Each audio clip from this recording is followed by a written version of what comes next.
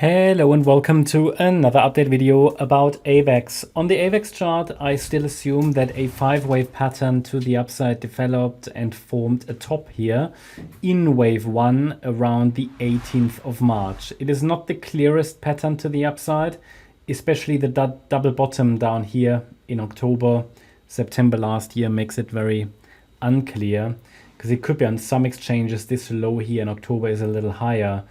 Yeah, so again, I'm still labeling that as a 5-wave pattern. It's possible to put the one here as well, but then it rather looks like a 3-wave pattern. Yeah, so I prefer it here. And we have the support zone defined. And I have added the support levels obviously based on the high, and the price is reacting to it, So therefore, I assume that this is the correct way of labeling it, because the market actually does respect the parameters that we have defined. As you can see, AVAX is just simply moving within a price range like many other coins as well. Since the April low, the market has really undergone a very, very boring sideways consolidation. Today we had a rather friendly day, but obviously the movements to the upside are not strong enough to confirm that we've bottomed there.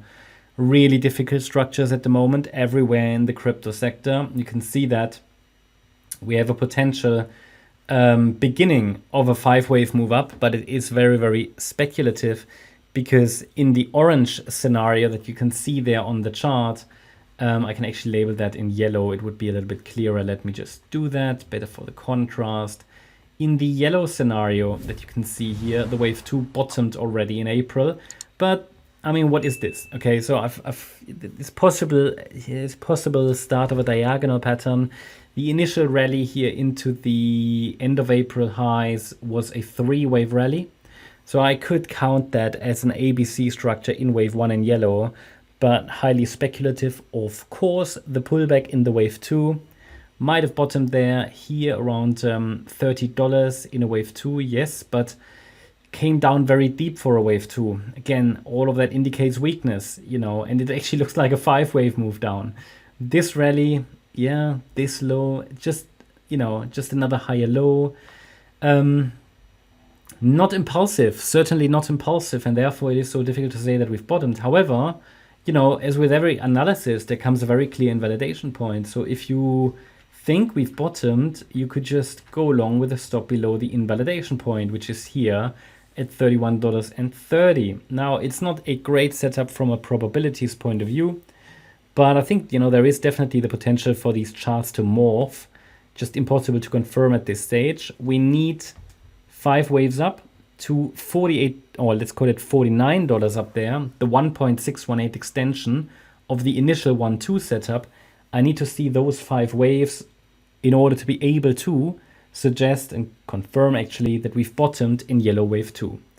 Until then, I'm actually expecting another move down in wave 5 of C of 2, because this is so corrective. But we know that cryptos love to turn around before the last low. So therefore I give you that red line as a key invalidation point for the yellow count. And pretty good reward to risk ratio also from here still, even though it was better as we were touching the 38.2 retracement.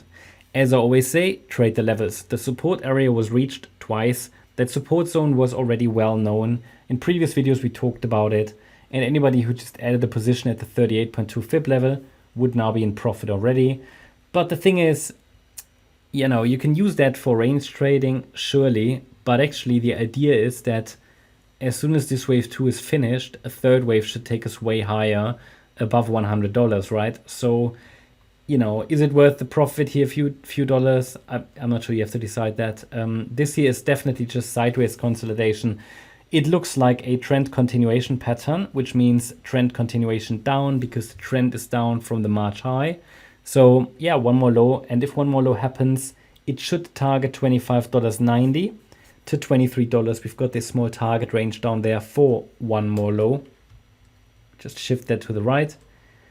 So we've got $25.89, $23, and actually in between we've got $23.97, it's basically the $24 level as additional level to watch.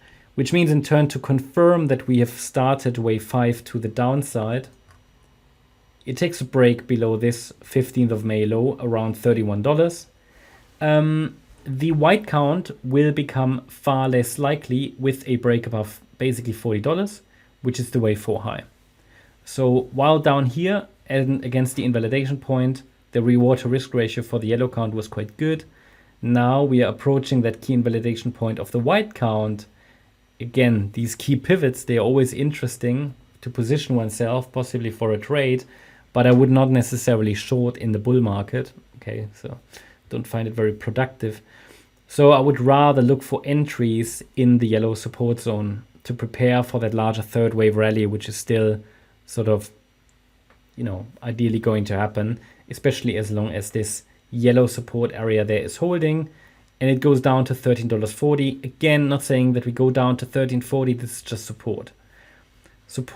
This entire zone is relevant. It is a huge rally that happened, and this larger support pullback or this larger support area is relevant for the entire pullback. So that means in the short term, it's very important to watch the $40 level as a critical potential upside breakout point, and I will highlight that in green. That's my update about AVAX. Hope you liked the update. If you did, please hit the like button, leave a comment and subscribe. And if you really like the content, then please check out the channel membership. Also make sure that you follow us on Instagram and Twitter for additional content. Thanks a lot for watching. Bye-bye.